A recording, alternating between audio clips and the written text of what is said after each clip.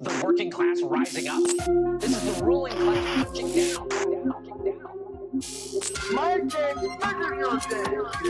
First rule of gladiator school, bro. Don't punch down. Charging into a goblin's Hail Trump! The threat from outside forces is far less sinister, dangerous, and grave than the threat from within. Control your own body. We will root out the communists, Marxists, fascists, and the radical left thugs that live like vermin within the confines of our country. We can fight the entire grinding system. Nobody can. But together, everybody can. I did nothing wrong. Hello and welcome to Did Nothing Wrong Live, the show that cuts through the noise and helps you make sense of the chaotic information space around us. I'm Griff Somke, and with me is Karl Folk. Hey. In today's episode, we'll cover the Trump administration's decision to prosecute New Jersey Representative LaMonica MacIver for exercising the oversight powers granted to Congress in Article 1 of the United States Constitution. We're also going to take a look at some of the newest immigrants to the United States and their feelings about the Jewish people. And we'll talk about Homeland Security Secretary Kristi Noem's new immigration reality show idea that she collaborated with the guy who created Duck Dynasty. I hate it here, Griff. I know, I do too, man. We're like day, like 120? Hate it here. Hate it. It's a bad place. Bad place. Well, thanks again for your support and keep listening to learn more. And remember to smash those like and subscribe buttons like a Homeland Security desk jockey going after a member of Congress. Do it. Do it. So, if you listened to last week's show, you're aware that Mayor of Newark Ross Baraka and New Jersey congressional representatives LaMonica MacIver, Bonnie Watson-Coleman, and Rob Menendez, they were trying to get some idea of what was going on at a very controversial facility in the city of Newark. And then, for their troubles, they were confronted by ICE agents who actually put hands on them. And Mayor Baraka was actually arrested. And we played some of that body cam footage last week on the show. Yep. It's like a lot of body cam footage where it's very inconclusive, but apparently the Trump administration disagrees with me on this. And the word on the streets is that they're going to charge Representative MacIver for her role in the confrontation. No word yet on the street on what they're going to charge her with. But the fact remains that Article 1 of the United States Constitution gives Congress the right to do this. And it's been held up in numerous Supreme Court decisions that this is constitutional, right? People are out here trying to do their jobs. Congress is performing its oversight role, and the mayor of Newark is inspecting a problematic property in his city. And they were harassed, physically assaulted. And he was charged with trespass. Right. Like, I mean, that's the thing. Baraka was is now being charged with trespassing. And the feds are doing the whole deal, right? Like he came out and said that he feels he's being, quote, that they're trying to, quote, humiliate and degrade him, but by making him give fingerprints and do the mugshot and do the whole deal. So, feds are, this is the real deal.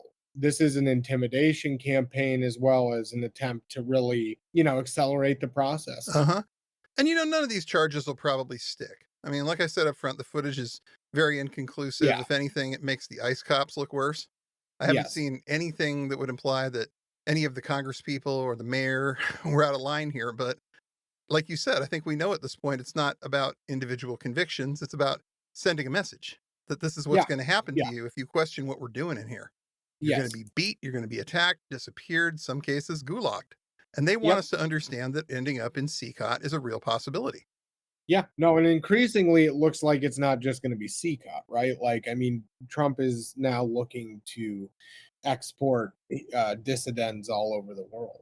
Yeah. And specifically to countries that are either actively war zones like Ukraine or places that are... Libya. Yeah. Who's even in charge? Yeah. I looked that up. There's like two separate, factions that claim they're in charge and a third one that does some similar stuff. Who are you sending them to? Yeah, there's no recognized government, right? Like, and that's just it. That this is a signal. it's an acceleration, and it's also, an attempt to sow fear, uncertainty, and doubt. Right. And it's continuing to get worse, right? Like, we're now starting to get more information kind of across the board on all of this, not just on what's happened to the mayor, but just across the board. And Right. I mean, ICE is acting exactly the way that the Gestapo acts, Yeah. right? It's accelerating push towards direct extrajudicial action, which they've already done, but this is much more open and brazen. Right. And I think, we're starting to see a better picture emerge Mhm. of the whole apparatus and what Trump and especially Stephen Miller and Russ Vought are Oh, yeah. actually doing. And, with the federal government now turning specific areas across the Southwest and the border region into militarized zones and doing that, plus this kind of thing, we're getting really into into a really heavy picture Yeah. of what the plan is now. And I don't And think this is a coincidence. This is being talked about the day after Representative McIver has Secretary Noem in front of her in committee and asks no, her the following question. Madam Secretary, it's not every day we have a cabinet member before this committee. As you know, the members of this committee have constitutional oversight responsibility for your department, and there are many things regarding this administration's homeland security policies that require our immediate attention. That is the work I am here to do today and every day. Secretary, this committee and the American people deserve answers for the actions of the Department of Homeland Security under this administration and the policies that have been put into place. The department has overseen a regime of cruelty, chaos, and deep disregard for human dignity, all under the pretense of security. The department is being mismanaged, and its policies undermine our nation's values. This does not make us safer. The exact opposite, exactly.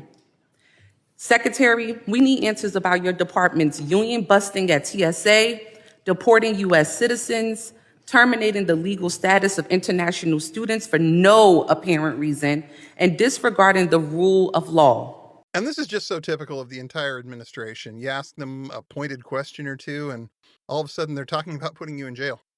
It's really something else. And we're starting to see help wanted ads for DHS. They're looking for construction workers. They're looking to build out these camps. Evidently, they're expanding their detention camps to multiple states, and it's like, Yep. Man, if I'm the trades, I'm not gonna sign off my workers to help build concentration camps. No way. Right. Well, no way. well, and that's just it. I mean, right? Like, we're starting to see the full topography of American fascism and the systems that are being built, and those are part of it. And when you're not willing to commit to adhering to due process, to questions of habeas corpus, if you're Stephen Miller, Right. we've got a picture here. And this isn't, we keep hearing people talk about constitutional crisis, this constitutional crisis, that. We're a decade past the constitutional crisis. Yeah, that ship sailed. Yeah, no, we're deep into something that's far, far, far darker. And most Americans aren't seeing the disruptions that they think of being the norm when there's some sort of state takeover or state capture or coup going on. But effectively right now, we're no longer a constitutional democracy. No, we're not. And we're quickly approaching a point where states are going to make a decision not to be part of the union. Right. And they're already making that decision on a soft level. I mean, like my own state of Washington has kind of decided, thankfully, that there's certain federal orders we're just going to ignore. And this is going to start becoming more and more prevalent. And you may have noticed that nobody's stepping up to make Trump go along with the rulings that the lower courts and the Supreme Court in some cases have made. Congress has said, hey, you can't do this. And Trump's response has been like, fuck you, and just keeps doing it. Yeah, well, exactly. And this gets into, I mean, the states are starting to do the same thing. Yeah. Yes. And, this is the concern, right? Like when power starts to get exerted in the way that Trump and the Republicans are using power in this really Schmittian friend enemy, kind of fascist way. Right. What you see is that, I think a lot of people, we've talked about it before, I've talked about it online, people start to realize it's all just a construct. And when you realize it, the full weight of that understanding, that these agreements that we have based our society on for for hundreds of years Right. are fundamentally just agreements. It's a social contract. Yeah, it's all contracts and constructs. So when the fascist will to power is really the ability to say, okay, and just continue walking through those things and driving larger and larger steamrollers over all of it. And as much as Trump and the Republicans have had moments where certain things have been walked back, certain people have been released, as we've talked, the overarching damage is still being done. And that damage is really being compounded every day by the next damage that's done. And so what we've seen is, a wholesale remaking of the federal government. And now the judiciary in certain ways is starting to reflect that. And it's starting to infect kind of every level of discourse, both politically and outside of that in certain ways. And that's, we're starting to get into, this is how this works now for a long time, and unless we really we have to make a push. This has to get pushed, and this has to get pushed soon, because at some point it's too heavy. It's too entrenched. You've lost. Yeah, it's too solidified, right? And like realistically, it doesn't feel like it at first, but then you start to actually feel its weight, and then the weight never stops. Yeah, this is just how things are now. And that's where we're.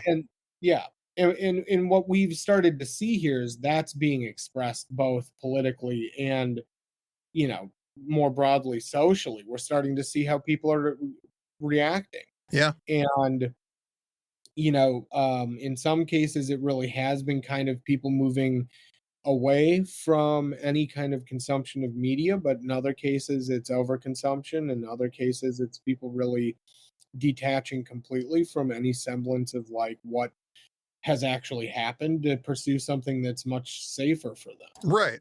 And that's where we get into the whole managed democracy concept. Yes. This is the genius, evil genius of a guy like Vladislav Surkov, who builds out the entire information space. Not just like, oh, this is the stuff we want you to look at. Everybody's information space is built out. And the goal is to get you in your own silo.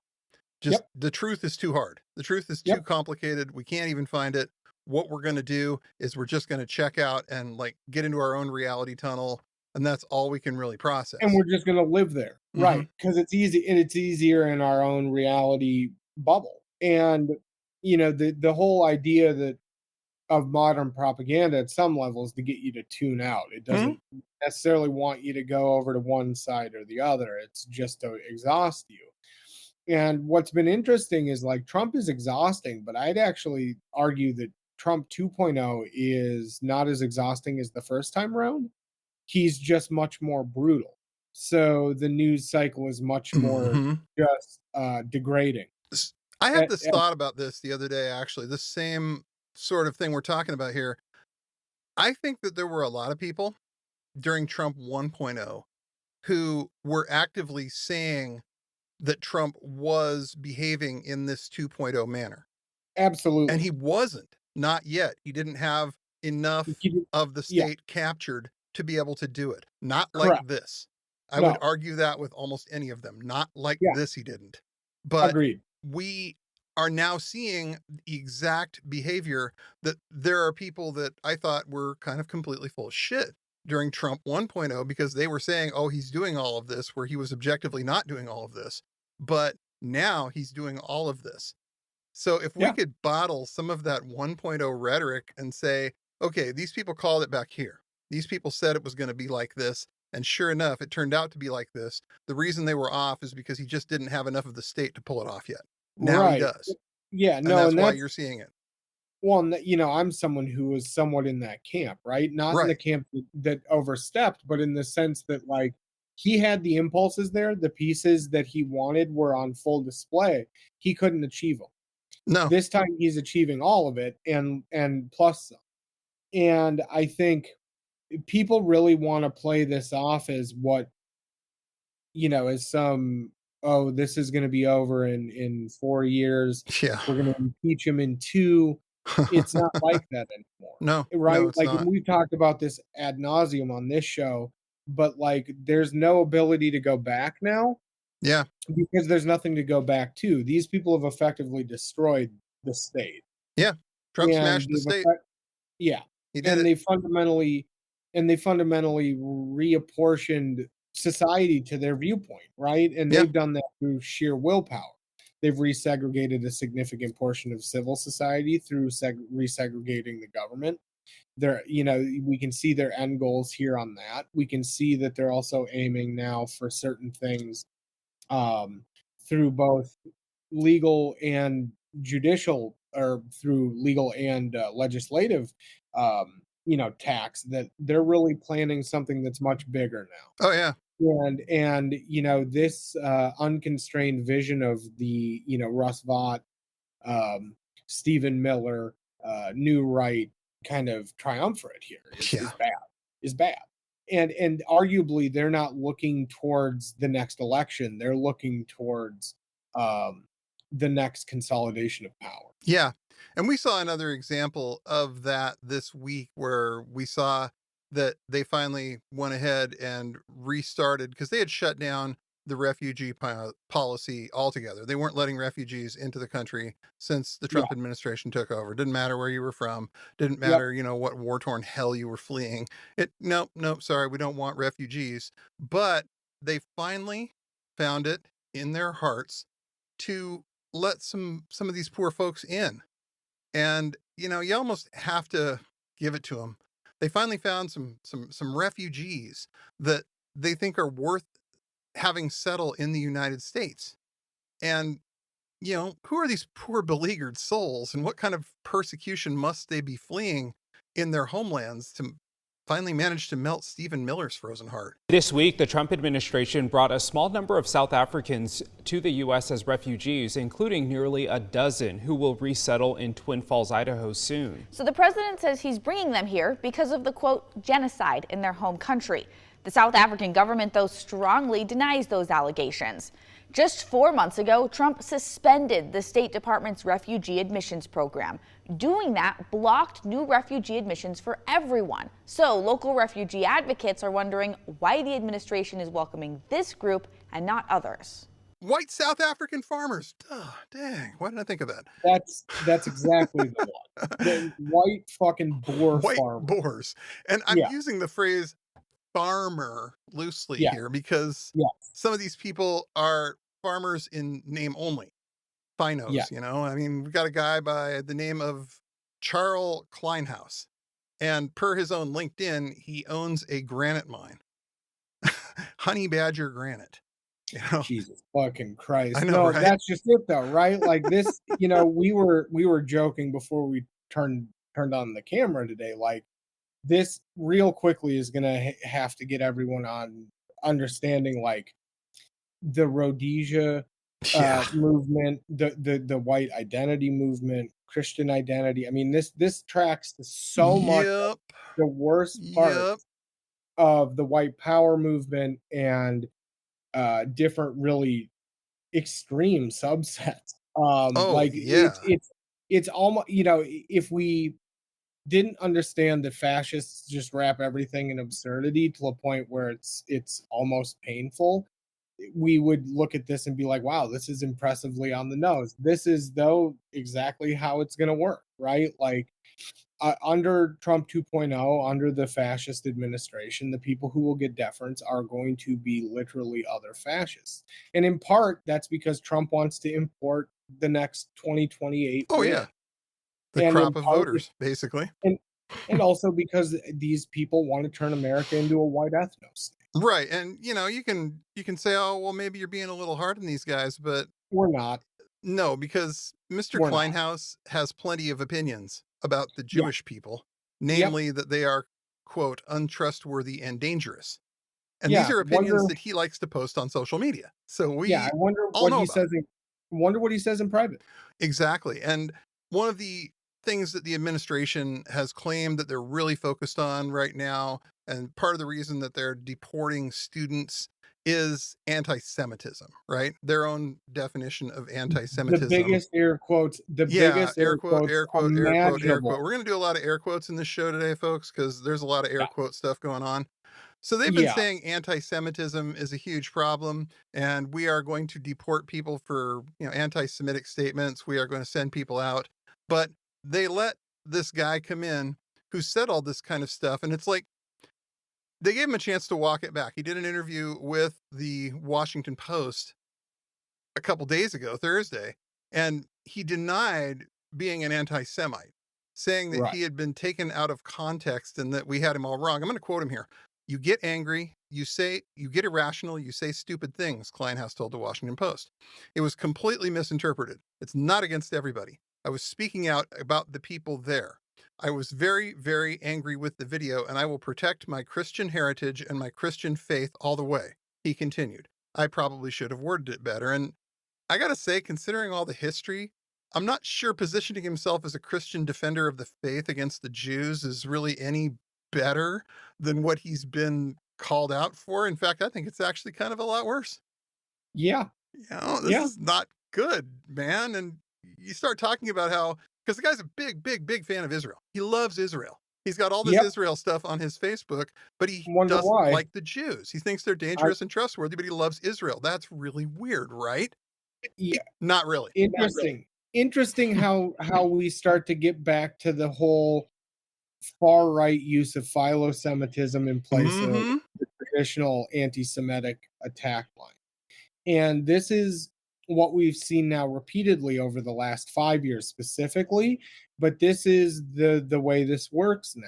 Yeah. And so understanding these dog whistles, understanding the massive ties between things like Christian identity, Right. like white nationalism, but more specifically, white power, views of both Israel and religion. Like all of this is in line with some of the gnarliest Oh, yeah. far-right and fascist ideology out there. Well, I want to walk through, just because it's been a while. We've talked about Christian identity quite a bit on this podcast, but it's been a minute. So I just kind of want to go through this real quick so everybody's clear on what we mean when we say Christian identity. This Yes. is an offshoot of something called British Israelism. And Yes. originally the idea was that the British are actually the true Jews of the Bible, the true chosen people, and that the Jews are the ones that usurped this from the British. Now, when this made the leap to Los Angeles in the early days of the Azusa revival, it Yes. made the leap that it was the white people, not just the British people, but white people in general were Quote the real Anglo-Saxon, Jews. quote, like this is where the quote Anglo-Saxon thing starts. Anglo-Saxon, right? Yeah. Here we go. Exactly. And this is a philosophy that has been the backbone of the Aryan nations, of the order, groups Yep. like the Covenant, the Sword and the Arm of the Lord in Arkansas, the Phineas priesthood. Most, Yes. I would even say, of the militant white supremacist groups have bought into some variety of this. You get into William Potter Gale, you get into a whole bunch of different You get into stuff. Richard Butler. You get into Aryan nations and Like I said, it's the foundational text behind all of that stuff. Exactly. And when I Yeah. hear guys like this that have problems with Jewish people, yet think Israel is great, they start Correct. espousing this, it makes my skin crawl. Well, Because it especially doesn't when go you anywhere good. Yeah, especially when you couple that with the obvious white identity politics going on, the other things that are tied to this, and there's just a lot here that raises big alarm bells. And As it for should, those yeah. of us, and for those of us who've done this work, like this screams importing hardcore white power neo-Nazi, like super hardcore neo-Nazi. And types. leave us forget the governing system that South Africa was under for decades was called apartheid. And it was Yes. literally legalized caste system that the blacks in that country did not and would never have the rights that a white person did. You had like, I think it was 5% of the population that was white, of, European descent, was controlling the entire country. This was not tenable. At some point, this was not going to last. Well, right. And I mean, and the whole thing, like, then you get into the RWPP, like the Rhodesian White People's Party. Yep. You've got all of this. And I mean, this is all, it all just ties back into its own history, right? And like, that's the problem when we start talking about some of this more niche kind of stuff that Trump's doing. This is stuff that is so blindingly on the nose and extreme. Like, it really cannot be overstated how extreme this kind of thing is, especially when we are going to come to find out that a number of these people are, Rhodesia believers, and people who, have really interesting flags in their homes, things of that nature, because ultimately, like, we see it. Right. The pattern's there. And if we're importing this kind of Nazi and white power individual and group, from what it appears, there's some other questions that need to be asked of our foreign policy and what we're doing going forward as a country, and what groups we're going to actually be working with. Because if this means that America is going to be empowering white identity, Christian identity, neo-Nazi groups worldwide. They've taken this non-controversy, this thing that was basically whipped up on VDare, of all fucking places, about, white genocide in South Africa because some people sang a song about killing Boers, and they didn't like it. And let's be very clear.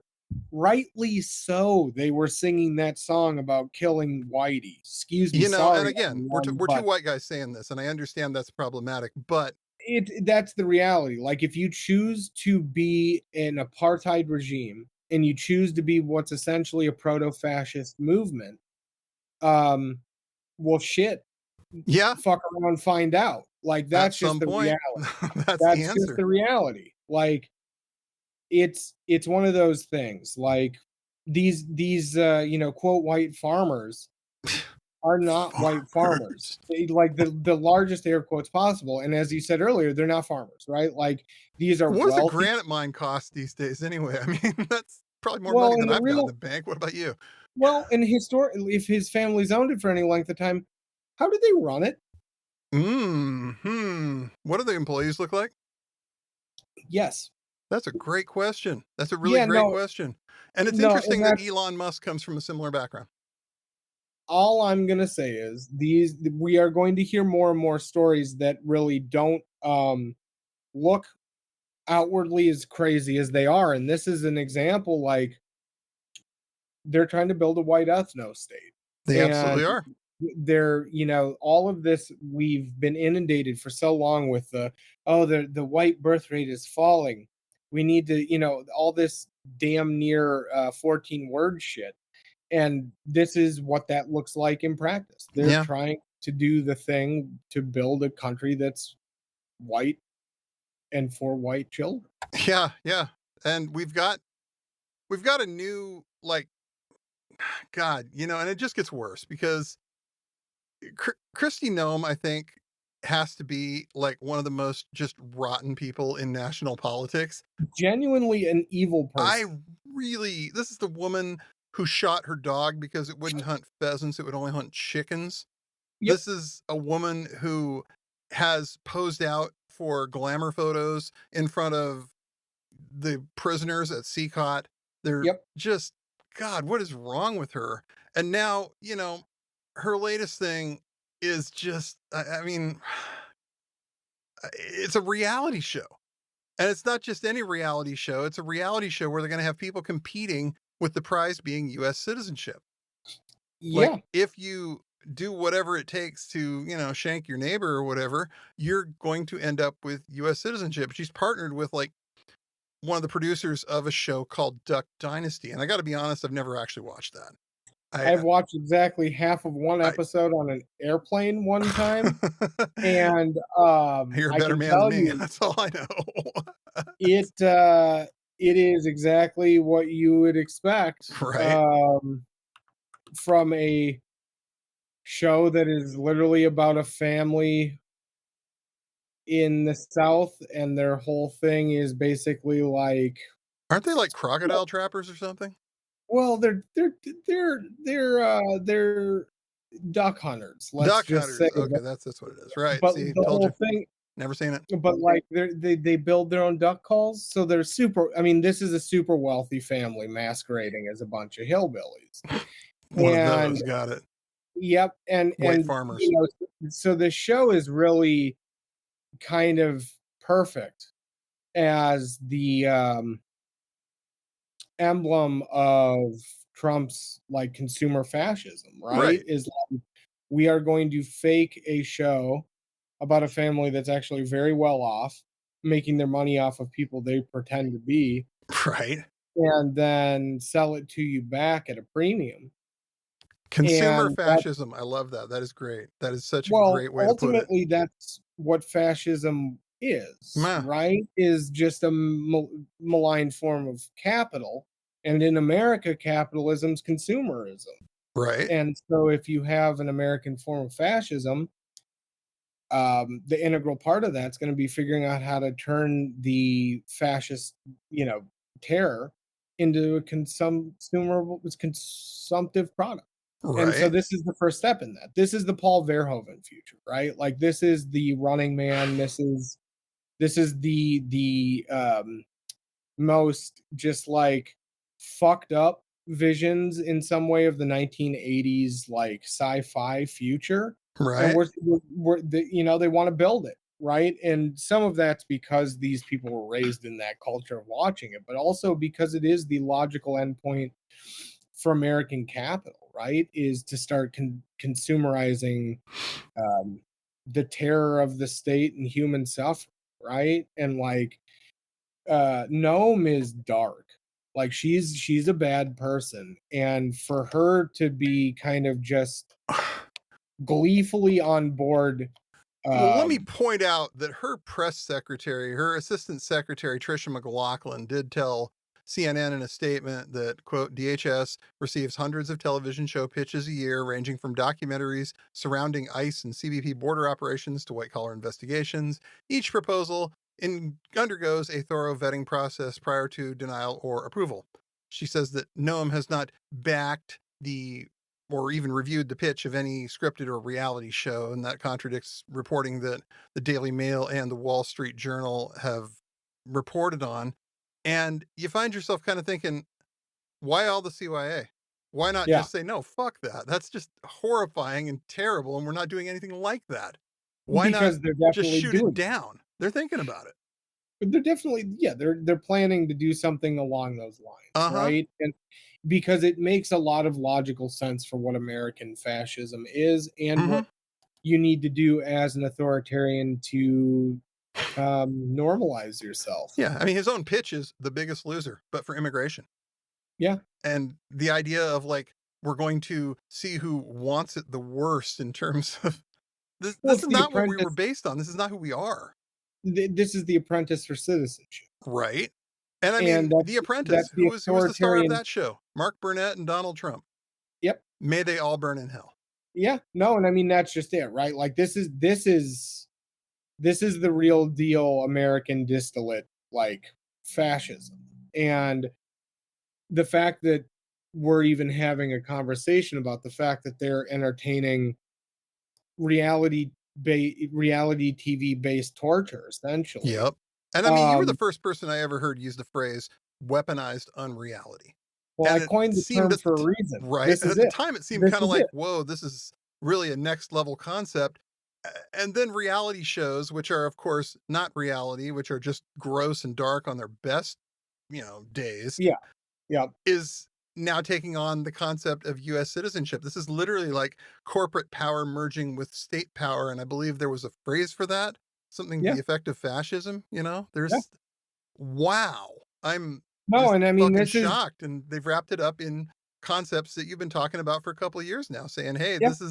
this is something that they're doing. You better watch out for it. And man, Well, it's really tough, got any right? lottery numbers? I've spent they've all been wrong. Damn it. I try every couple months. No, it's really tough. Like, and I've gotten real quiet on it in certain ways because this right now we're seeing it. And Yeah. we're starting to see what it really looks like in a fully weaponized state. And, you know, as I've said here and in other places publicly, like I started at coming to the far right in the US by studying Russia's unreality. And this is now the American franchise of that, right? And not because Russia took over.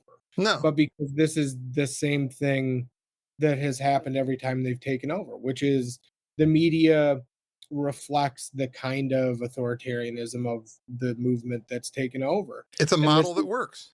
Yeah. And the American model of fascism is a hyper corporate, hyper macho, incredibly aesthetic, you know, movement. And so this is kind of what, you know, for sociologists like myself and others, this was always where it was pointed.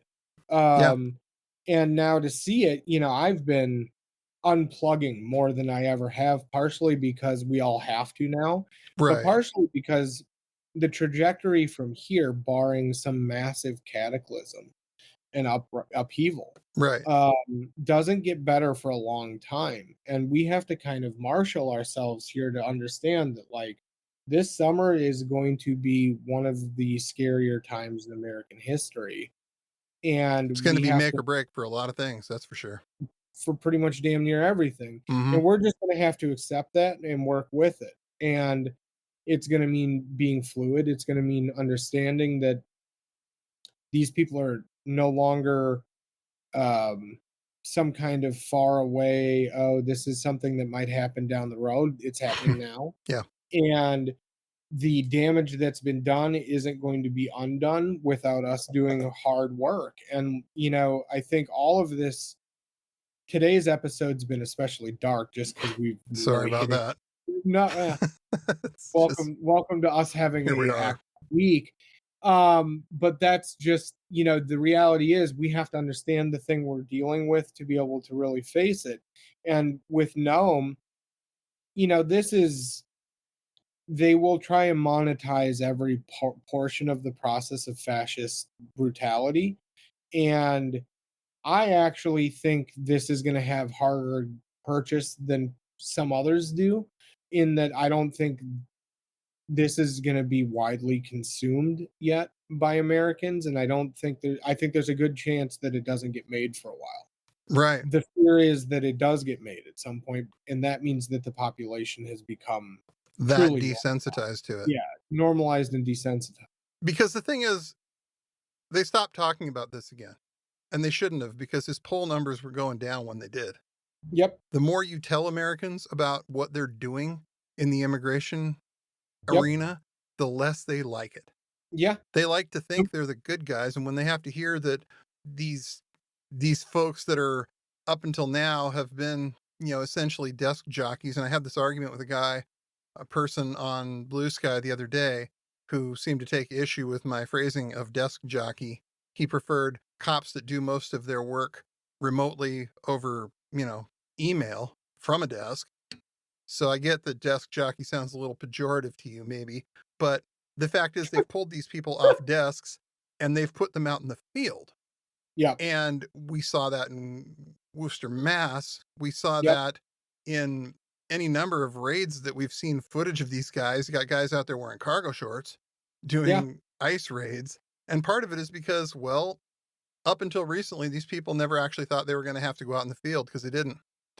And now you've got this whole scene of folks that aren't trained to do this kind of work. These videos come out, people who are, for lack of a better word, normies, they see it and they're like, oh my God, this looks like a bunch of ragtag, you know, not disciplined, just thugs that are just snatching people off the streets. It's everything that you've ever heard it was going to be. Yeah. And they're Yeah. living up to it. Oh, yeah. No question. And I mean, that's just it, right? Like, this is the formalized or unformalized groupings and authoritarian maneuvering that goes on in the early days, right? Mhm. Like, by the time whatever we want to call this force has its own insignias and uniforms, we're so deep that there's probably not much coming back.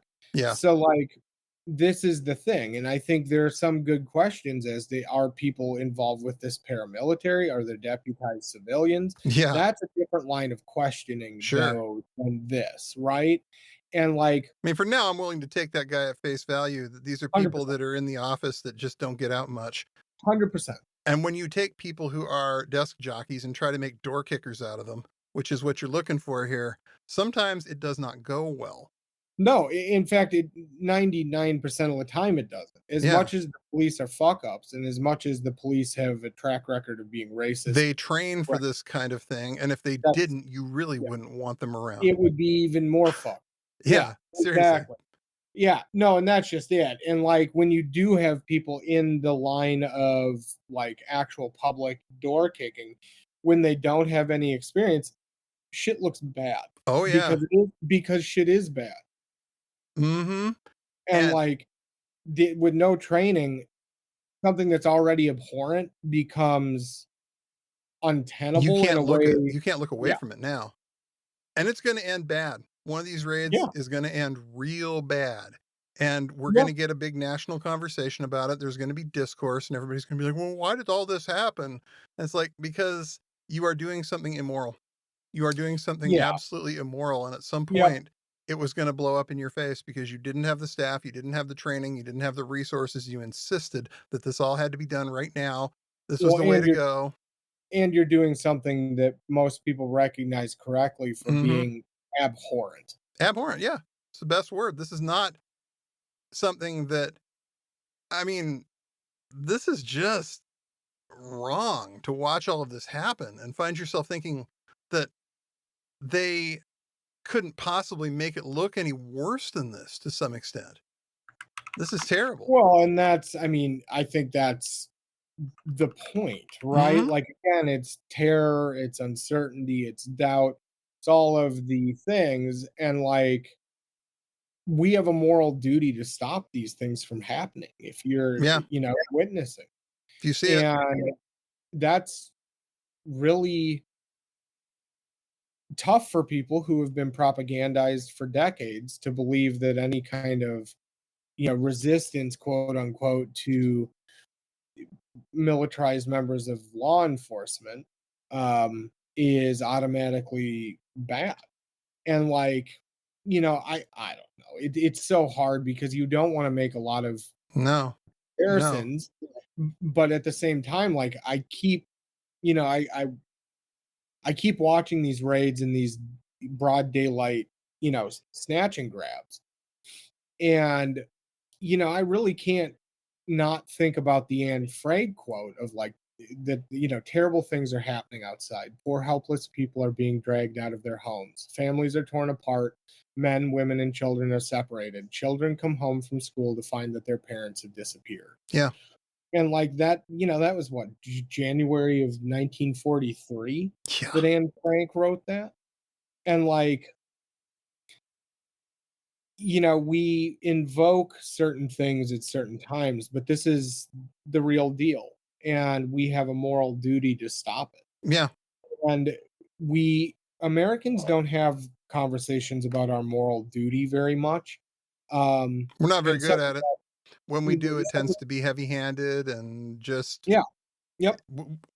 Okay, so This let me is just say this. The people on roughly our side of the fence don't nearly talk about this enough.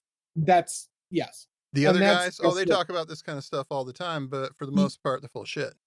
Well, and they also then tie it to some shit where they're like, empathy is a sin, and if you have empathy, you're effeminate. Like, Yeah, exactly. it's really it's fucked up. No, but that's just it, right? Like, people of good conscience actually need to have a longer conversation amongst themselves and individually, Right.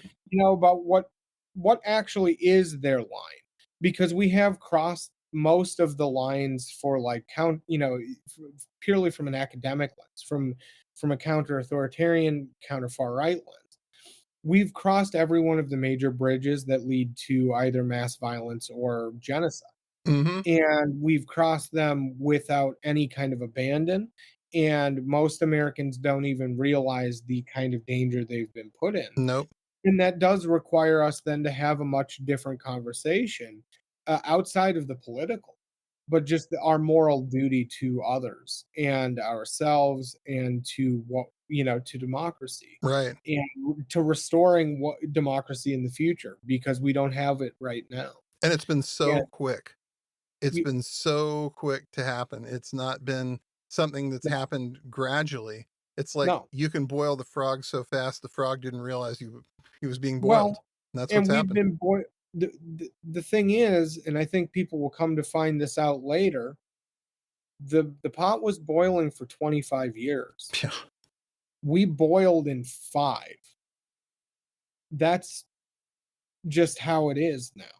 And for all of us, that means we have to really have that conversation more often and probably more clearly and explicitly. What is your line? Yeah. At what moment does it go from you being a passive day-to-day member of the society, and at what point do you become culpable for the inaction of the society? And I think people need to ask themselves that, and what that actually is going to mean for them going forward in a society that is governed by people who are going to maximally tie us to the ship with them. So that's your homework for the week. Yeah. Everybody who's listening to this, I mean, I'm not your teacher, I'm not your dad, I can't give you homework assignments, but I'm going to give you one. Think about where your line is. Think about what it is that you personally are going to put yourself on the line and say, no. Maybe I don't win, but I'm not going to let any more of this happen. Are we there yet? Because it really feels like we're there. And I don't know what more you need to see before you say, no, I'm sorry, I'm done. That's the thing. Most people think of what we're dealing with in historic terms, where they're looking back on something. The reality is we're in the history now. Right. And if we wait until the banners are unfurled in front of the White House, if we wait until there are tanks rolling across the street on Pennsylvania, we're going to that's coming. And it's coming fast. We are going to lose something that we can't gain back without massive repercussions. Because the particular circumstances of our founding are very unlikely to repeat themselves anytime soon. And if they do, it's not going to be in a way that people walk away from in any kind of normal capacity. Yeah. We may walk away from this in pieces. A lot of us are going to come away from it truly different. Yeah. It's the nicest way to put it. Yeah. Yeah. Sorry, y'all. That's just the reality. This is about to change all of us. I mean, ask yourself, are you the same person you were 4 years ago, 8 years ago? Are you the same person you were in 2015? I'm not. I'm not. Yeah. And it would be nice to be able to go back to that particular part of life. But, politics has an interest in you, whether you have an interest in politics or not. Doesn't matter. Politics is coming for you. So exactly. Here we are. Here we are.